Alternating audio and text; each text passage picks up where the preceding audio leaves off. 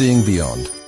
Living Transformed is a spiritual crossing of the threshold to the world of being a truly expanded human being. Join mediums Cheryl and Kelly for conversations about discovering deep spirituality, developing your intuitive and empathic skills, and personal mediumship. Each episode will focus on tips, tools, and techniques to help you understand and expand your own inner gifts and life journey. You can call in each week to receive spiritual guidance, personal readings, and we'll answer your questions. We'll talk with luminary experts on meditations, the afterlife, energy healing, past lives, and much more. Join our Seeing Beyond spiritual community to learn more about expanding your mind, body, and soul, and have fun on your journey to empowered transformation. Hello and welcome to today's show. We have an early edition with you today. Welcome to Seeing Beyond, Living Transformed.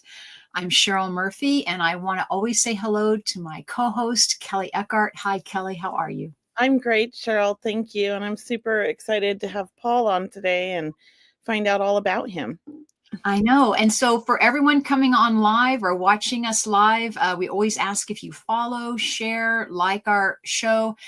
We always wanting to build our audience. And we do have an early edition today. So we will doing a replay later at our 5:30 Pacific time hour as well.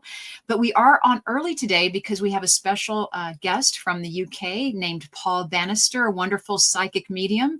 We want to say hello to you, Paul. How are you today? Good. And ladies and gentlemen, I'm so sorry that we're early. It's my fault because it's just gone 8 o'clock in the UK in the evenings. But so thank you for that. Oh, and also I should say, good evening. How are you today? Yeah, it's your evening. It is, absolutely. And it's just a privilege to be here with both of you. Thank you for asking me on. Well, thank you. It's a special day. Anytime we can have you on, Paul. I know I met you a while back. And you've had me on your podcast, Spiritual Talk TV. So we'll be getting into that. I love what you're doing. Can you just mention a little bit about your program with Spiritual Talk? I know it's on YouTube mostly. That's where I've been watching your shows. Yeah, it's fundamentally now just YouTube. We used to go live on a Wednesday evening on YouTube and Facebook, but we're now just putting pre-recorded interviews into YouTube. And it started off in COVID, in lockdown, really, just as an information service, because I was seeing a lot of people jump online that were giving some unusual advice, shall we say. And I can't to start off by interviewing people that have been in this game, in this. I don't want to call it an industry, but it's like an industry within our world to kind of bring their experience rather than some of the stuff that was out there, if that makes sense. I like that. Yeah, there is some interesting things out there on TikTok you politely mentioned, and Instagram. And I think the more education, the better. Yeah. is really helpful. And I do enjoy finding other mediums that are open out there, like sharing positive, like accurate information, I would want to say. Absolutely. Makes me happy. Yeah, but there's more of the others. It's crazy. Yeah. Can I share a little story while we're here? Please. I love it. One of the inspirations, there was a lady that was on there on TikTok, and she had a pendulum, and somebody asked, could you answer whether my husband is cheating? And she got the pendulum and she went, yes, my lovely, he's cheating. I had this vision in my mind when this poor guy got home from a hard day's work, the wife was waiting in the porch with a shotgun, you know. One of my inspirations. So irresponsible. Exactly. So whatever happened, I pray to God that there was a positive outcome from that. But just don't know. If people don't realize the responsibility they have when they call themselves a psychic or a medium, exactly. People live on or hang on those words. And if they're in a vulnerable position, it's very difficult. Yeah. I know that, I know for you, Paul, and for Kelly and myself, we really try to maintain that integrity, or really the high ethical, moral viewpoint that we know that what we say and what our intention is. We're always hoping that our intention is to help others, right? We're here to help. We're here to hopefully offer healing as well. Absolutely. And I can say, Paul, like I learned a hard lesson during COVID. We did this thing called Wisdom Wednesdays with Cheryl and another friend of ours. Allison, who's not doing so well. And we used to do this every Wednesday on Facebook Live. And it was a lot of fun. That was kind of how our podcast idea started, I think, in my head. And I do really well with connecting with babies before they're born for families. And so we were doing quick readings on Facebook, and I told this one woman I saw a little girl coming her way. I didn't say when, I just said I knew that her next child, or she was definitely going to have a little girl, and that she only had boys. And she confirmed that, and so she was very excited. And about a year later, she came on really angry that she'd had another little boy, and it was all my fault. Oh. I was like, I didn't tell you to go out and get pregnant. I just said, I saw a little girl in your future. You know, I always tell people, like, what I'm seeing, I don't have always timelines. This could be, you know, longer in the future. This could have been a grandchild.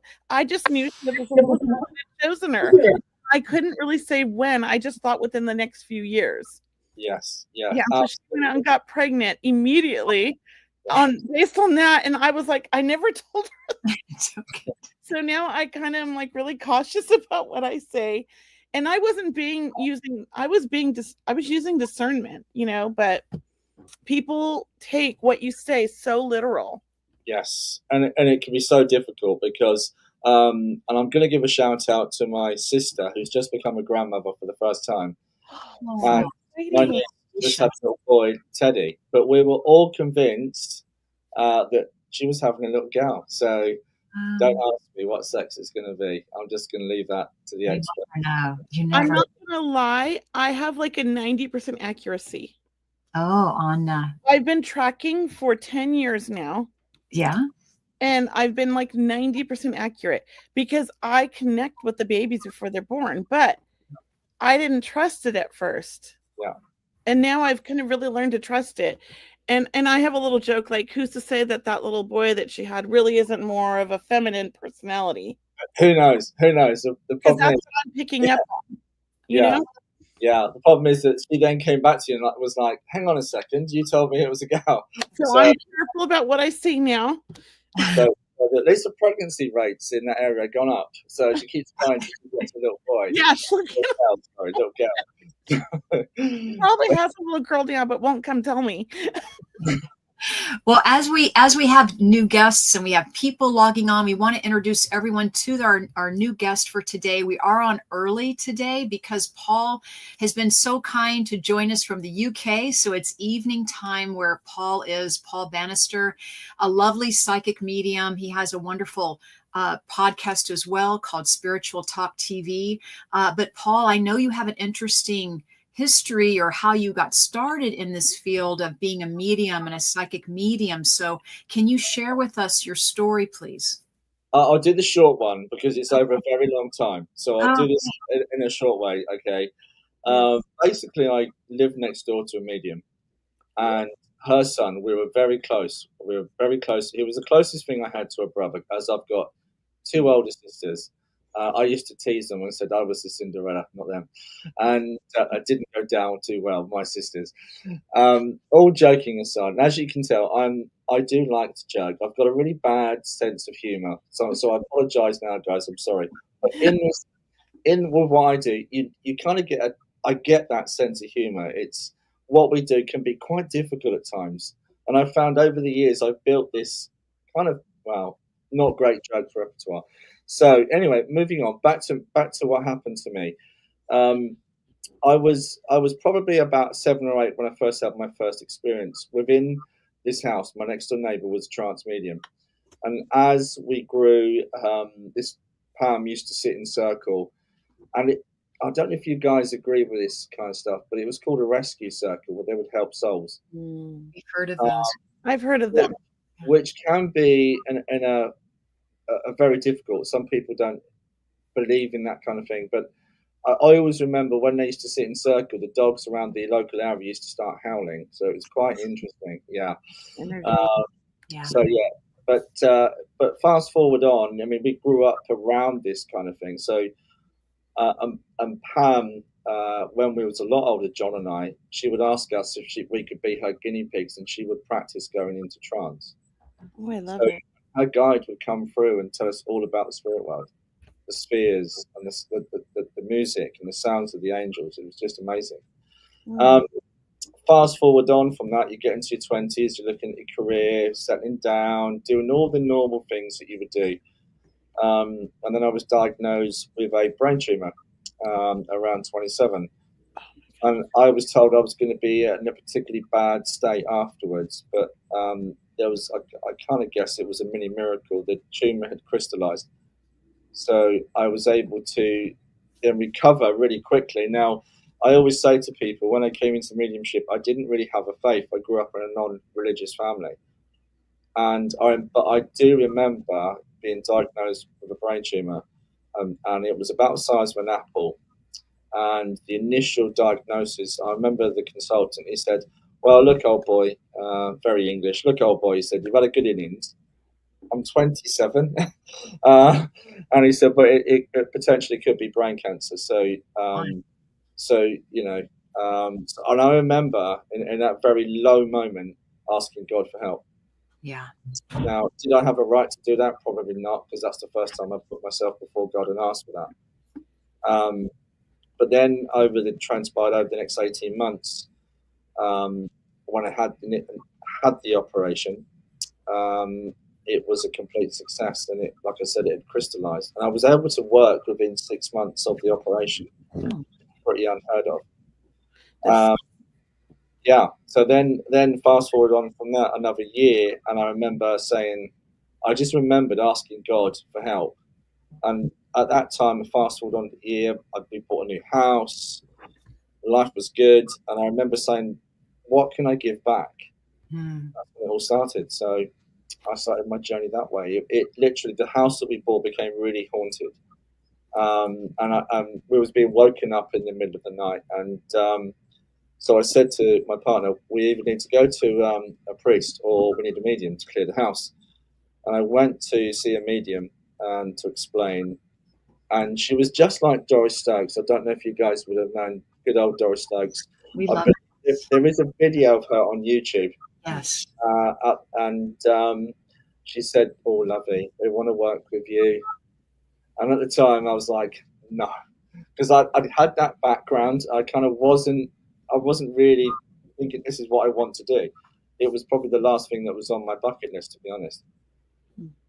But here we are, fast forward, and I'm doing it. I'm now demonstrating to the public. I've been demonstrating about 10 years.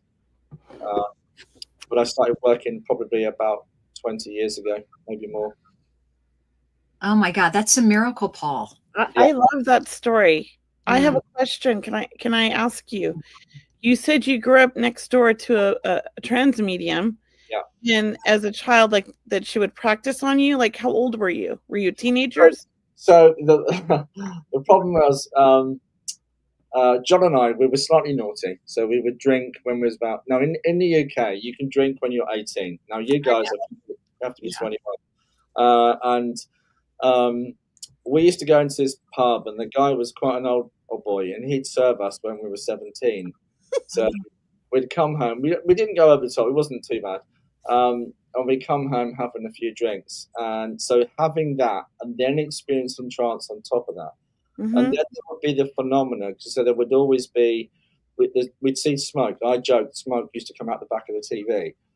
Mm-hmm. But it kind of there was this energy that built within the room. So early days, it was a bit of, really eye-opening. And I also add into that, it was quite scary. I was quite scared of it. So I guess it's like a two-part question. My question was like, did you feel the energy at that age? Did you understand there was something going on and really know and believe it? Or was it like you were a young adult and you're like, this is crazy, or it's all in our head? I'm just curious. I mean, looking back, it's easy to look back and identify certain key markers and experiences that meant this and this. But at the time, we don't always reflect. But now that I've had the opportunity to reflect, I look back and I think, well, this was this. So I was always aware of energy coming into the room, but I couldn't see them. Okay. I knew somebody was there. Always had that. And even as a child, when you were very young? Yes, as a child. It turned out, according to say hello, Mum, if she's listening. Hi, Mum. And she's now 85, by the way, and she still drives. And She is. She's You very. look too young to have an 85-year-old mom. Oh, bless you. No, she was very old, Mum. Is that right? You look like you're in your 40s. I mean, that means your mom would have to be in her 40s when So she. I'm not saying anything. Moving on quickly. Moving on. I'll take that though. Thank you, Kelly. Oh, you're welcome. It's made my day. Okay. Where was we? I've lost my train of thought. Well, I was just curious if you ever felt that when looking back now, based on your experiences, if you look at your childhood, were there stories or experiences where you thought you saw spirit or you knew things that you shouldn't have known as a child? I'm just curious. All the time. We had there was a couple of times where we had some difficult experiences where there was a lot of phenomenon. If guys wanted to Google this, Borley Rectory wasn't far from where we lived, and Borley Rectory was supposed to be the most haunted area within the UK. Now, obviously, we've had things like the Enfield poltergeist. There is a well-known phenomenon in different places, but John and I was going to go to this Borley Rectory, but then all of a sudden there was a lot of phenomenon within the house. And if you know the story, there's a sighting of a nun at the house. Well, the nun came to our house, and the medium who was based in Lowestoft which is about Lowestoft from where we was in Bury St Edmunds, is about 40 miles away. All right. Sean phoned John's mother to say, them boys are up to no good. They're off. They want to go to Borley Rectory, but it's coming towards them. They're not to go because they're mediums. He said that tell them to stop being stupid and do not go towards it. So we didn't in the end because I could sit here and again, it's easy for me to say this. I've experienced it, but unless you experience some of the things I've seen, people are not going to believe me. Right. I understand that. One example that I'll throw in there for you was a very large glass window, probably about 7 foot across, started to ripple like water. Now, it wasn't just me that saw that. Now, obviously, we can have different things, and I wasn't drinking, ladies. I'm going to rule that out. We wasn't smoking anything. We were good boys, but we saw lots of phenomenon, things flying off the shelves, moving around, and the house had to be settled. It's a better word. So what do you see? I know I've experienced things like that as a small child, even because I grew up in a very open house, and we played the Ouija board as a family and connected to spirits and everywhere we lived. And I grew up in a spiritual living, which is similar to spiritualist churches. Yeah. In Venice Beach in the 70s, where everybody was like a hippie and their parents were all into crystals and bongs, right? I was one of those lucky people that grew up in the spiritual community, but I did experience things like that in my family because we moved a lot in different homes. When we never touched the Ouija board thing, our family, we just put our hands in the air and it moved and answered our questions. Wow. And a couple times, I remember when I was 3 years old, it flew across the room and scared me. I was terrified of the gift because I had adults in my life telling me, oh, you're tapped, because I saw a lot of spirits as a child. You've tapped into this other world and they're going to haunt you and torment you and all these things. So I had all this fear, which was unnecessary. But looking back now, I feel like I understand a lot of it. And some of that crazy stuff that happened was my fear energy mixing with what I believe was residual energy in the home. Because I've popped light bulbs, I've had things fly off shelves, I've watched a lamp fly across the room, all from my own energy. But I can see as a child how I misinterpreted that fear as spirits activity. I'm just curious what your belief is on that. 100%. And they were actually right when they said to you that you're in between two worlds, basically. You are. Yeah. And you always will be. As we grow older and grow into our adult mind, we understand that the fear isn't real. We create that fear through what we don't understand. And when we don't understand or see it properly or get it, we create that fear. So once we move through that, and I'm speaking from experience with this because I used to fear it. Yeah, me too. I was terrified. By the way, I've got envy though, because Venice Beach sounds beautiful. Yeah. Kelly's been on the beach for a long time in California, up and down. It was a very eclectic childhood in a very dysfunctional family. But I will say I had some amazing experiences, and I'm not going to lie, my childhood was spent at the beach because that was my like a cheap daycare for my mom. As early as age 3, we'd get dropped off at the ocean in the summer at 7:30 in the morning when she went to work with my siblings. I'm the youngest of 5, and she left us with $20 for the day and said, "Fend for yourself. I'll be back at 5:30 to pick you up." So you know what this weird child did is I gravitated towards the homeless, and I sat with the homeless all day, and we talked about the universe and this higher power because I felt it early as 3 years old. And I only resonated with adults. And so I didn't really have any friends till I was about 13. Wow. I was a very weird kid. And then, of course, I had a very weird kid. He's 18 now, but he is the reason I started developing, because he brought back all those like emotions and feelings that I felt at his age. He also didn't make any real friends until just like last year. And he's 18. First time he's ever made like friend group, because we're just such a weird people, but we're our people. You're our people. Yeah. Well, Paul, let me ask you about your health, number one, and this amazing brain tumor healing that you went through. I mean, you must have felt that, great source energy or God, or however we look at it, had a role to play in it. And also, how are you doing now with that? Like, are you free and clear? Is this so okay? So I think the key moment, as I was trying to say earlier, when I said to I want to give something back. What can I do? Yes. I was kind of saying that I want to give myself a service. What is it I can do to work on that, or give something back, rather than just asking, as we always do?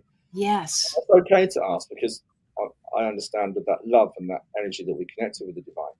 But it's nice also to ask. It's polite, isn't it? It's very polite. So, and that was the key marker for me. It all started. The house became very haunted. Once I then went to the medium, I was then given a teacher, and I'm going to give him a shout because he's still working today, and he's in his 80s, and he's an amazing man, and his name is Paul Bannister. And Paul Lambillion. So it sounds like a very nice sports car. Yeah. And he's a most amazing healer, the most just wonderful man. He does a free meditation, but that's in the UK at 9 o'clock in the mornings every once a month. But he's truly gifted. And he taught me how to intuitively read auras. He's given me so much foundation, sent me on a healing course so I can understand energy. So I had the right teacher at the right time, which helped me to fit in all the things that I was supposed to be doing. But it was him that actually said, yes, you are supposed to. You've made an agreement before you come here, which I find fascinating. And so in terms of my health-wise, I've never had a problem since. I mean, it's incredible, and that's how you came on your path. I mean, I think it's amazing and a miracle. Yeah, I just, that's such a blessing, and you're so lucky. Yeah, absolutely. And I've even got a scar. I don't know if you can see it. I've got a scar. I've just had my hair cut. Can you see it? Oh my God, I think or is that my screen? Wait, do that again. It might be my camera's not good. I've got a scar going around the back here. I think I see it. I think I barely see it. It's so minimal. Yeah, it was a long time ago, but I always joke. It's if you're a football fan, or when you go away as a football fan, they can be a bit noisy and raucous. And I always joke it's a football scar. It's not really. It was a hospital scar. I like that story, though. It gives I guess my question is, like, you came into this around 27, but you believed in it before that. Like, you didn't doubt it, right? Yeah, but too much phenomenon to doubt it. And I grew up in my father was very logical. He was an electrical engineer. So everything was about, but it doesn't make sense. It's got to, this is your imagination. We've all heard that. Yeah, I have my whole life. But unfortunately, he also witnessed things that he didn't understand. And it wasn't until I was in my adult life that he started to open up and talk about it. Indeed, he had his own near-death experience. He did. And this is your father? Yeah. But yeah, so he had an operation. If you want me to share, MJ's just come on. Hi, MJ. Hi, MJ. Hi, MJ. Down in Arizona. I think he's in Arizona. No, see, I've even got that one. I think it's West Virginia. But he'll tell me. He'll tell me if I'm wrong. So my father had I don't know if you guys have heard this, like a vascular operation where they move a vein. They moved a vein from one leg to another leg because my father had Virginia. Thank you, MJ. From the left to the right and right leg because he's poor circulation. And in the operation, I remember I got a summons from father. He was at Adam Brooks. Mum was looking after him. And at the time, I was bringing my children up. And I got a phone call. Dad wants to see you. He wants to talk about an experience that's happened to him. All right. Okay. So I was not expecting my father to say this.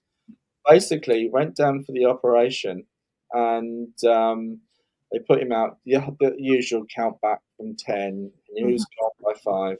And he woke up on the operating theatre. And my dad, bless him, he suffered with polyarthritis before he died. And that was every joint of the body. And he said he woke up and he sat up because there was nobody in the operating theatre. He looked around, but then he also realised he had no pain in his body anymore. God. And as he was walking around the theatre looking for someone, his lights in the corner started to form, and then they started to come towards him. And he said, I'm not ready yet. He put his hands up and said, I'm not ready to come yet. And he then looked at me and said, well, what do you think? Oh, well, I said, well, you've obviously passed on the operating table, Dad. Mm-hmm. No. I said, well, how did you know? Subconsciously, you said, I'm not ready yet. Mm-hmm. Mm-hmm. It still went, no, not this, usual.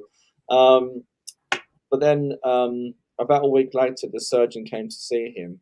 Mother was present at the time. And he said, Mr. Bannister, the operation was a success in the end, but we can't do any more because he was scheduled to do another one. Because unfortunately, you're high risk. We lost you on the table for about 10 minutes. Oh my gosh. So yeah. And his way of saying, maybe there's something in this. He bought me a book on mediumship. That was his way of saying, well, there is something in this after all. Yeah. I'm going to bring tears to my eyes. I know. I love that story. I think that's beautiful. Because just to share with you guys, so my father never had any experiences like your father, and he didn't know what to believe, but he believed in me. Like that's what he told me, which helped me out. But that was so nice, right? Like I don't never have those experiences, Cheryl, but I believe you've had them, and I believe in you. So that's how my father kind of learned what I do, or learned about, the afterlife, so to speak. Yes. How touching for you to have with your father, and he must have been either more intuitive afterwards, or was he more inviting and open to the conversation? Did he want to know the book that he handed you? And interesting, and it wouldn't say that, but I noticed that he changed as a person. Yeah. Just subtle changes. Mm-hmm. And I felt that was really important. So he passed in about 3 years after that. But I think he probably felt that. Now, my dad never came through for 5 years afterwards, but he has come through. Now he comes through all the time. Yeah. I love that. Yeah. It's difficult with our parents, isn't it? My mother passed about 3 years ago, and she really doesn't come through for me. I think 2 mediums have kind of brought her through, but I just don't connect with her right now. And I know why. But I think like it can be hard because I'm a medium. Like, why can't I connect with her? I mean, I connected with my son immediately when he died. Like, why not my mom? But I know why. I mean, I understand it's part of like her journey and my journey combined, and the healing process and all of that. But it's hard, isn't it? Absolutely. I believe there is a healing process within that relationship. Absolutely. Yeah. I remember the lovely Jennifer Rose. I was on a Sunday service for her.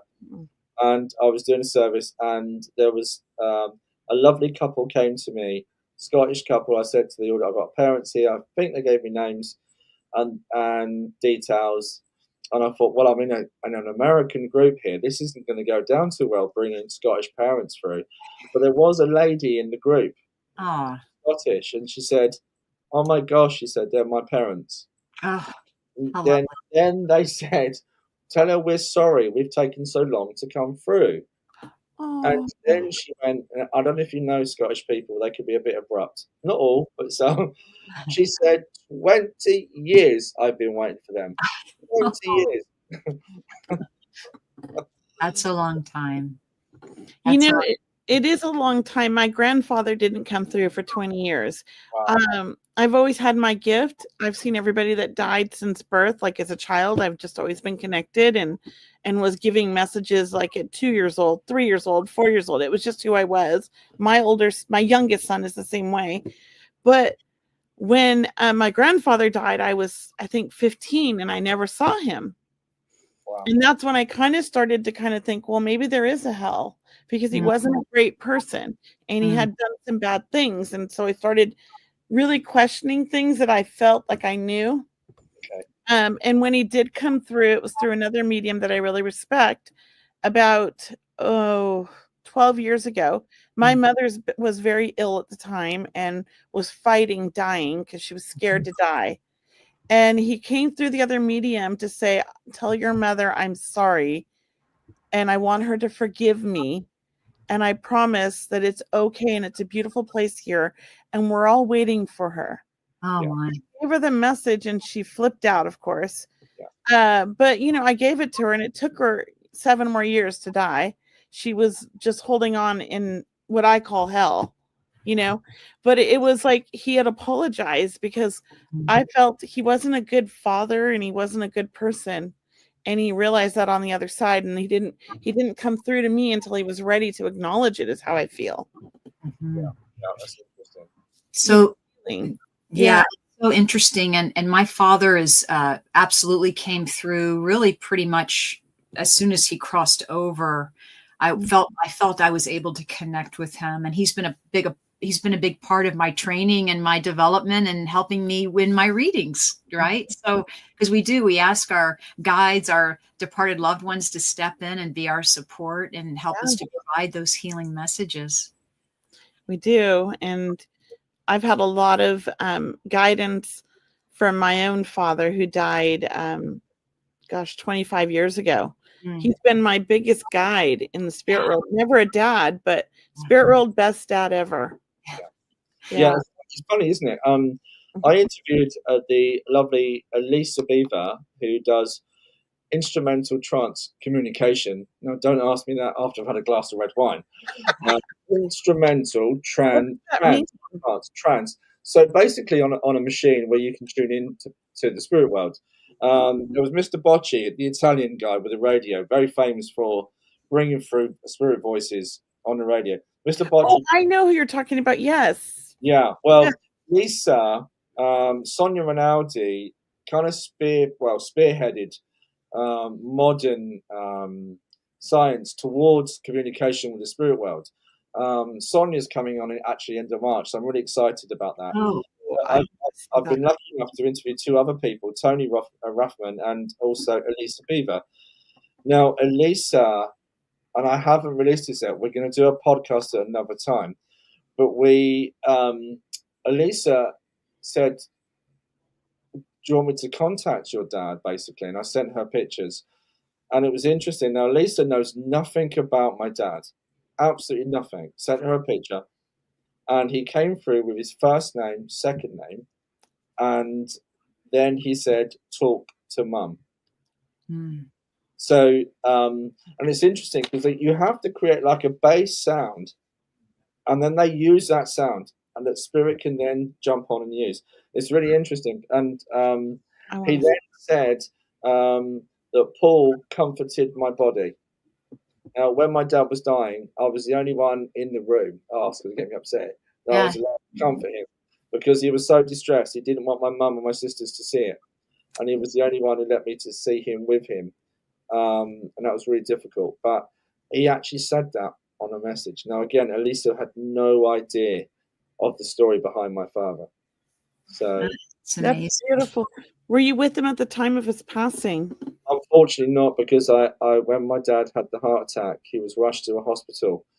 I actually dreamt the night before in a very funny, unusual way that someone wasn't going to make it the next day, and there were certain words that were said when we met my father's consultant at the Papworth Hospital in the UK is known as a specialist heart hospital. They've done heart transplants. I think they were the first hospital in the world to do one there. And gosh, go back a long time ago. But basically, what the consultant said to the family was exactly what I was given in the dream the night before. So I knew my dad wasn't going to make it through that night. But unfortunately, my daughter was about 5, and my son was about 7 or 8, and I had to take him home to bed. It was just me. So unfortunately, no. Which he passed about 2 hours afterwards. Wow. But he really fought to be here. He didn't want to go. Yeah. That's how my mother was. Yeah, I can see that happening to a lot of people. Are either afraid to pass or they want to stay here. So yeah. You know, I actually saw my mom leave her body, but her passing wasn't announced till 12 hours later.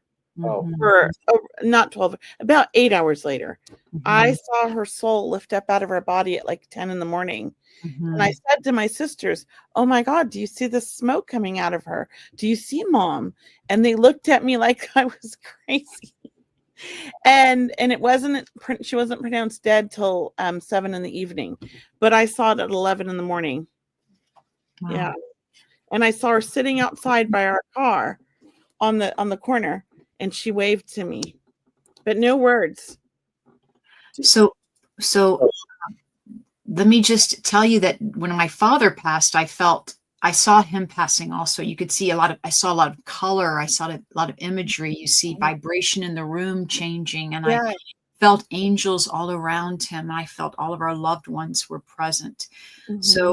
So would you agree, Paul, that, no one dies alone? Like everyone has loved ones waiting for them? That what is your view, or how do you share that with people, your clients? I was literally about to say that. And so when I left to say goodbye to my dad, the last memory was the children weren't really allowed to see him, but we waved from down the corridor and he put his hand up.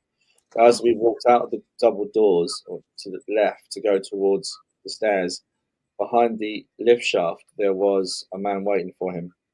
Oh my gosh. So I knew at that moment. Oh my gosh. It gives me goosebumps. I love that. Yeah. It was in a suit and tie though, so it wasn't my granddad. It was too posh for it to be my granddad.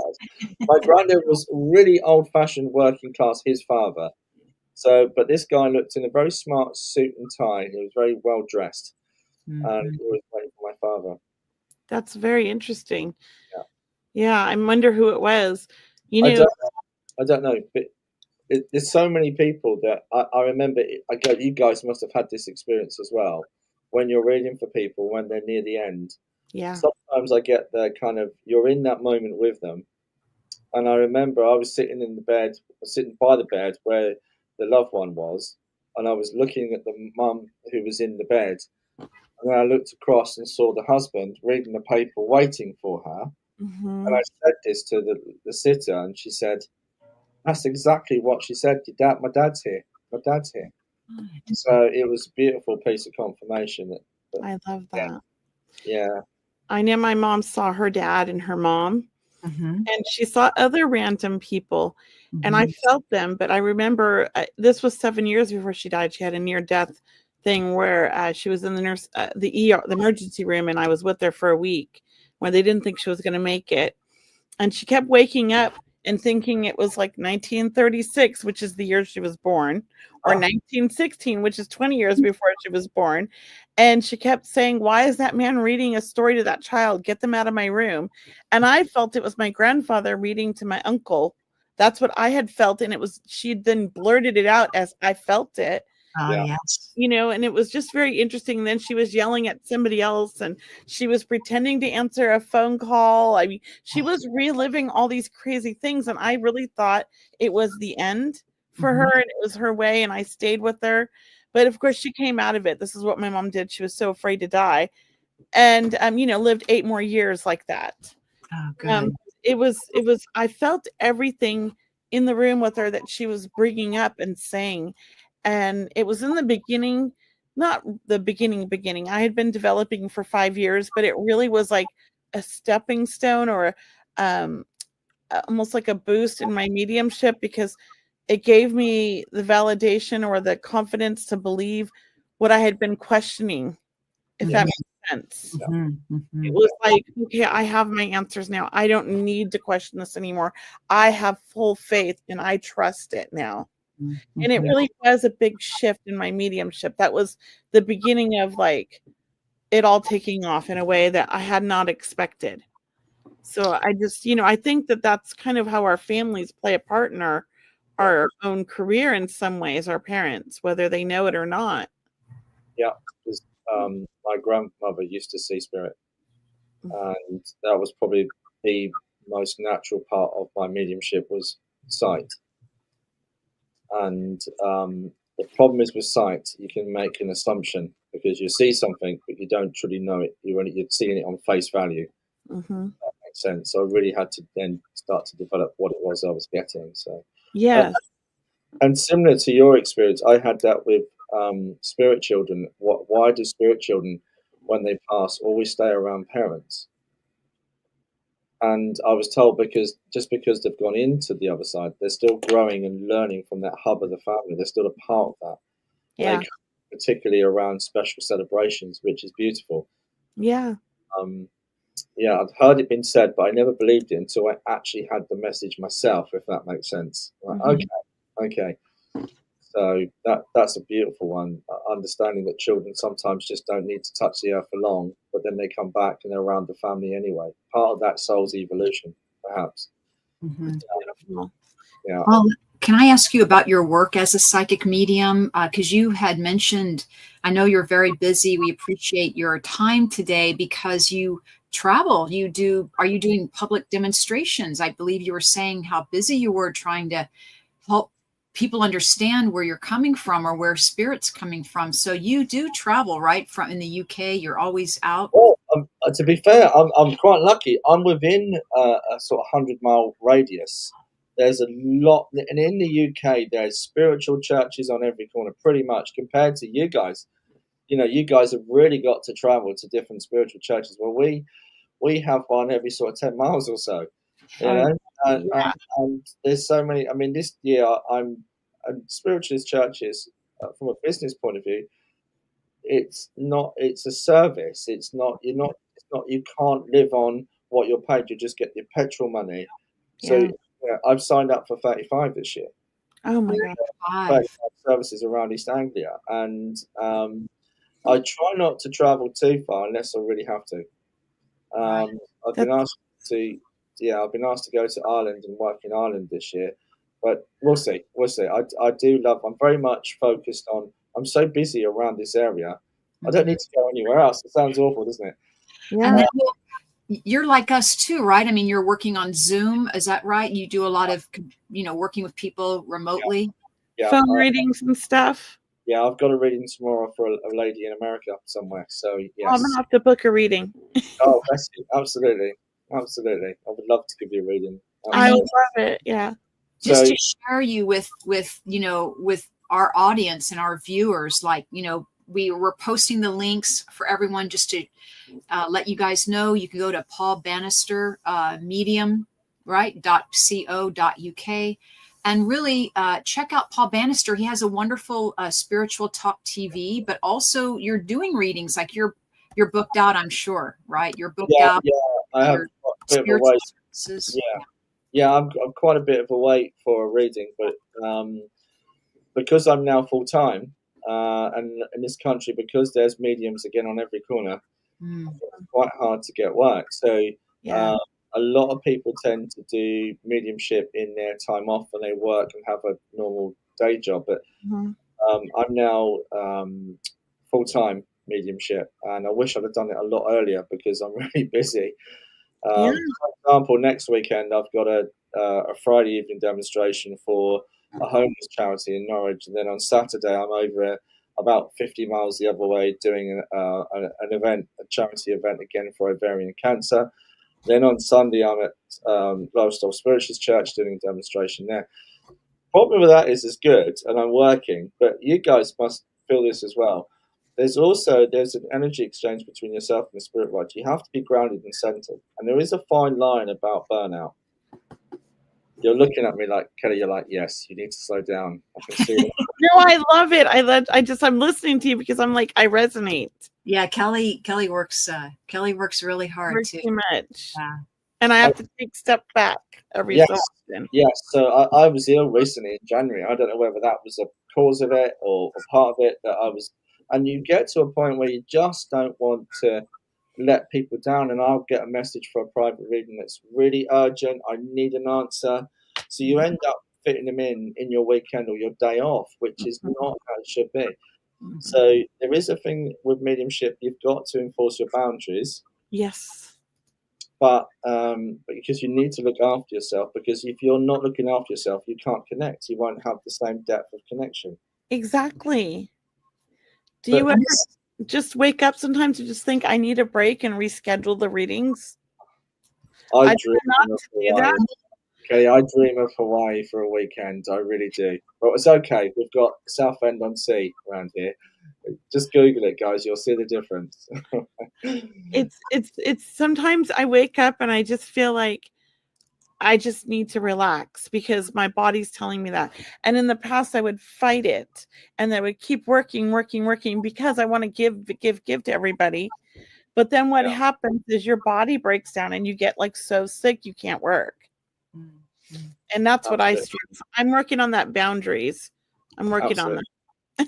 Yeah. Cheryl, do you have the same thing? I do. I work a lot, but I'm actually taking a lighter schedule for this summer or this year. I just decided to kind of just, do some more things that I'd like to do privately, whether it's, going to the gym and exercising or just doing more, work around the house, so to speak, but spending more time with family. So I've kind of cut back a little bit and I'm really enjoying it. So it has helped me. I really do. I think it's helped my mediumship when I do jump into my mediumship. As you mentioned, it's going deeper. Yeah. So I have to agree with that. But it's very easy for me too to get overworked. I mean, that is a very real thing, is that mediums usually want to help and we want to keep helping. And that seems to be, you get into this fast lane or you get into overbooking or and you want to help people. Really, it is come down to it is we feel very honored and what a privilege it is to be a medium and to be able to do this work. So when we get asked, it's like, of course, I feel moved to help you. So here's a question. Sorry, ladies, this is your podcast, not mine. But can I ask questions? do you think mediumship is an addiction? Oh, is an addiction? Oh, that's a great question. Were you reading my mind? Right. Can I just share, when my son passed away, I was newly starting my business. I'd been doing it a few years, and then my son died right after I opened this crystal store in Huntington Beach, and I was working with clients one-on-one, and I had an event planned 2 weeks after he passed, doing small group readings for people where everybody got a reading, right? Yeah. And my son died unexpectedly, and it threw this huge wrench in everything I believed and everything I wanted. And I thought to myself, I'm going to quit. 3 mediums who were just acquaintances. I really didn't know them. I don't even think I ever took a class with them. We were just friends on Facebook. Yeah. And I hadn't even announced that my son had died. All reached out to me and said, did your son pass away? He wants you not to quit mediumship. You have to keep going. So for 3 years, almost 4 years after he passed, till 2020, I was working 6 days a week, doing 6 readings a day, and then 10, and then groups of 10 on Friday and Saturday night, like events as well. I mean, I just threw myself into work. And on Mother's Day, because he passed Mother's Day weekend, I was doing free events all day for 12 hours for mothers. Yeah. And to me, that was part of my healing, because every reading, I just felt so connected to my son because he showed up at every reading to help me. And then I 3 years later, I had a burnout and I had to take like 6 months off. Wow. And then I've kind of like, now I'm like, okay, I have a limit of 3 a day, no Mhm. more than 4 days a week. And I sporadically do small group events, but I had to find a balance. Yeah, the balance. It is all about balance. It was like an addiction because it helped me with my grief in my mind. But what it did is it prolonged me from really kind of dealing with my own grief. Okay, I was going to say, I'm literally about to say that, Kelly.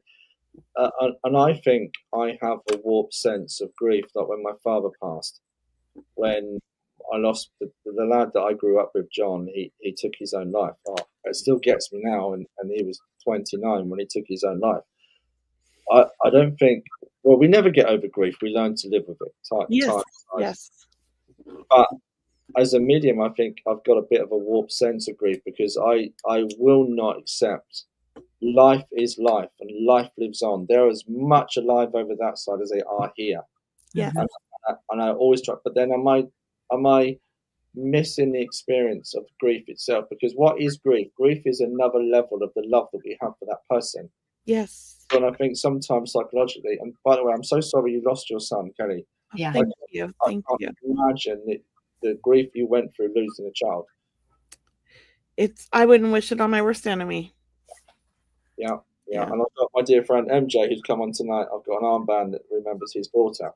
So it's pretty horrific when we have these experiences. But what does grief itself teach us? Are we not experiencing the grief process properly? But then I'm so passionate about that they are not. Look, guys, they're not dead. So come on. I went to a funeral the other day, and forgive me, it was a very typical English funeral, and it was my friend's sister, and I was privileged enough to give her a last reading. She asked for a reading a few months before she passed, and it was a privilege. And I went to the funeral. But I was saying to my son in the car, it just feels wrong. Over here in the UK, we have 20 minutes, a few memories. She went to this school, she married this person, had children. It's almost like, I'm sorry to be crass, it's like, thanks for coming, toodaloo. It's awful. And I'm like, we need to celebrate life. Mm-hmm. Life. And I know when spirit, I don't know if you experience this, when one rejoins them, they're a joy. They've come home. But when one comes into this world, there's another joy. Mm-hmm. There's perpetual joy. It's just that we seem to have the grief bit in the middle. We have all these emotions and a very human experience. But I do think we need to celebrate their memories as remember the good things. All the and the bad are laughable, because when you've gone through that experience, the bad can be more retrospective and take on a whole different energy. Comical. Yeah, absolutely. And somebody wrote that grief teaches us appreciation, and that's so true. But what grief really taught me is to appreciate the moments and the memories, like the things that we did as a family. I am so blessed that at a certain point in my life, I left their dad because I knew there was more to life than what I was experiencing in that relationship and that marriage. And I found this amazing love of my life, and my kids, I got to be a mom. I got to be home with them. I got to travel with them, not far away, but like we did everything together as this family, and we were so close, and we have so many fun memories. And I look back at that and I was like, thank God that I was able to break free from this trap I was in my 20s with my children, and to find somebody that was beautiful and get to live and be my child's best advocate, best friend, everything. And even though he was here for 20 years, he taught me so much and was a huge catapult in my, I'm saying that wrong, in my spiritual development, my relationship with the spirit world, and my understanding, because he's my biggest teacher.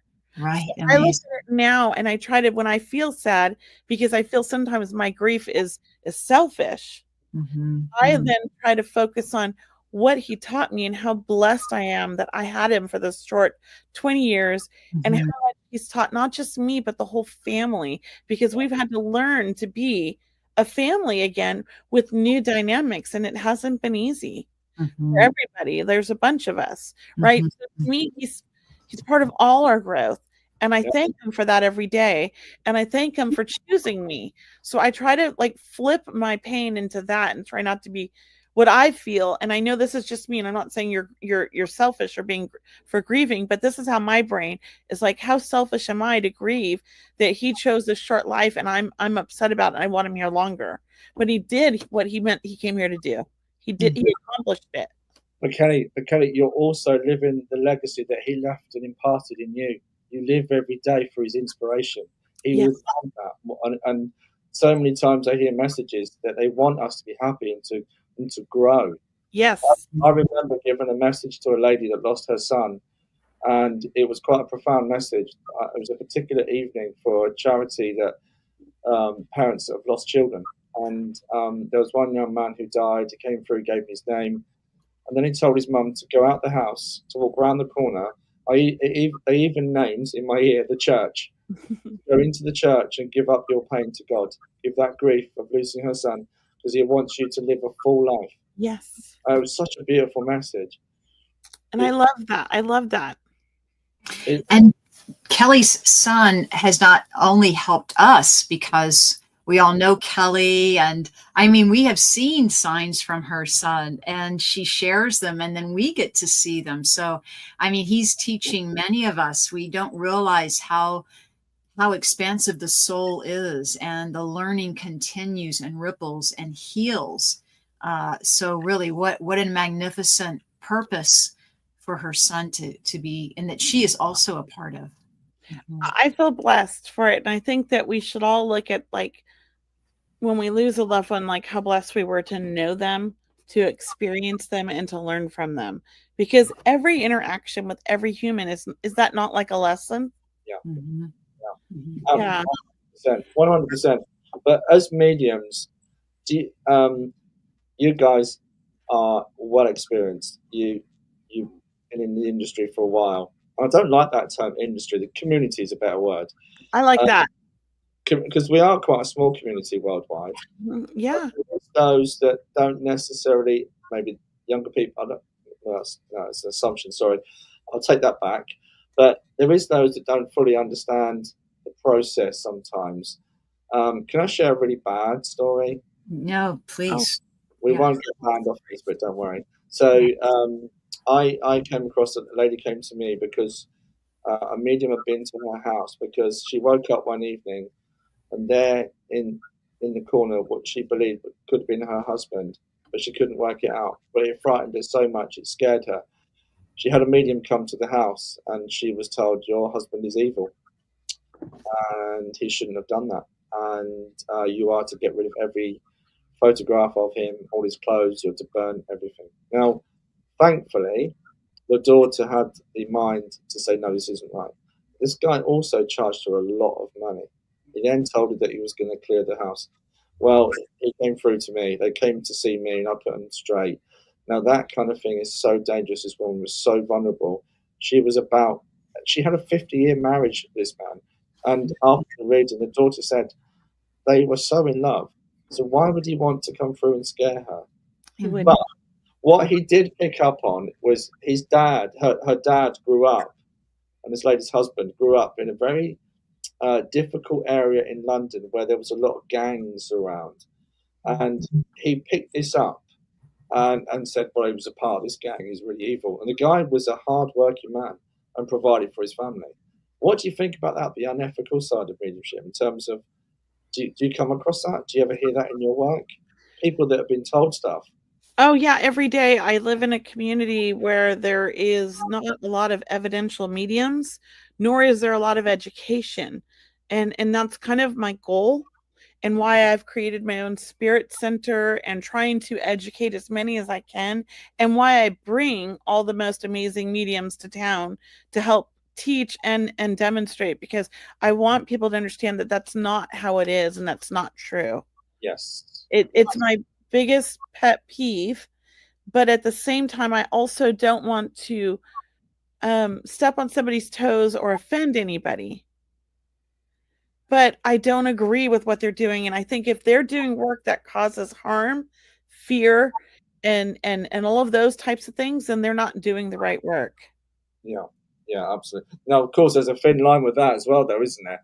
Because what's one person's idea of that? You know, skeptics might say that we're preying on the vulnerable. So that it is a fine line. You have to be so careful with that. Yeah. I have a dear friend that I've known for a very long time, and she went to go see an intuitive, a psychic in her area where she lived. And, just to see what that was all about, even though she and I are very close and I always help her, but sometimes you're so close to your friends or family that you do have to say, have another person read them. Yeah. And the boundaries, right? Boundaries. Yeah, boundaries. This person who gave her a reading, still to this day, I have to say that woman is still in business, told her that she had a curse on her. Right. And that for $1,500 or whatever that was, we will remove that. I think this person is still there in business. And of course, I mean, this is what happens is, they upsell you to, there's something wrong. A healing plan. Healing plan or a curse. Yeah. And I'll remove it for you for X amount of dollars. And we have certainly heard that. And it happened to my husband. Like that. Yeah. It happened to my husband recently. We did a holistic fair in the Bay Area, and I had a booth and I was selling crystals and doing readings, and I did like a talk, and the lady across from us was selling all these products, her and her husband, and she was doing tarot card readings, and my husband's like, I'm going to get a tarot card reading from her. And it was the end of the night. I'm packing up, and I hear it's going to cost him $1,500 to release all the curses that other people are putting on him because they're jealous. And of course, I'm thinking, do I need to intervene? And I know my husband. And he looks at me and I'm like, okay, I'm going to let this go. Oh, really? He says, oh, write it all down on this card for me. What do I need to do? And she wrote it all down and how much it was going to cost. And we just went right to the people that put the whole fair together and told them what was going on. And of course, like, they were shocked and she was gone. But like, that's not like, it happens, but we shouldn't let it happen. It's robbery. It is. It's robbery. $1,500. Did she think we were wealthy? I mean, we're not, like, we're okay, but we're not wealthy. Like, that's a lot of money. Yeah. I know people that have gone out to Africa that are doing the same things. They're really heavy on witchcraft and voodoo and other alike things. And there's been people that have had accused of people going into where this person's worshiping. He charge so much to see him to relieve them of any curses. And the problem is that always comes down to education. Yeah. And that's the problem. Yes. Yeah. Christine's right. Absolutely right. Predatory practices it does damage the mediums. It upsets me because you would hope that people would know better, but unfortunately, the people that are getting taken advantage of are the ones really needing the most help. Absolutely. Yeah. And it's not right, and it's not fair, and it also really hurts us because we're all judged on it. Like, we're all in one big lump sum. We have my phone now, when I call people, never did this before, but I guess Google does this now. It says psychic calling. And I don't like that. It used to say my name, my first and last name. So I use my phone for my business, but as well as my husband's contracting business. Oh, yeah. And so all these people are like, is your wife a palm reader? Like, what does your wife do? I'm like calling for collections, for his contracting business, and it says psychic. So we're like, oh my God, I have to use another phone. So you have to get all the jokes like, well, you should know how much I owe your husband. Yeah. Now I'm getting approached for readings and I'm trying to collect. Like, it doesn't work. It's funny. I love that. Guys, I know we're talking about amazing topics tonight, Paul. I feel like we can just keep going, but we do have to have you back for a part 2 sometime. Would that be all right? Yeah, I love that. Yeah. I love it too. Great. And I mean, really, and that way we can really encourage people to send us their questions. We've really hit on some key topics tonight, and we just want to thank you for being here. We know how busy you are, Paul, and you're in the UK. It's in the evening where you are. But really, thank you for being on our show tonight. My pleasure. It's been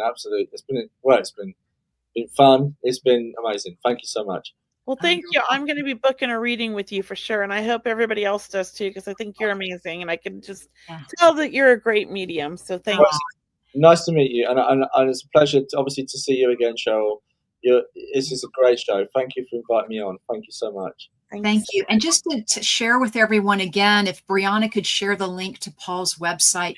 If you haven't, if you're getting to know Paul for the first time, if you'd like to watch his show on YouTube, Spiritual Talk TV, but please check out Paul Bannister, really find out, what he's all about. I know many of you have been asking me, when is he going to be on the show? So I'm so glad we had him on today.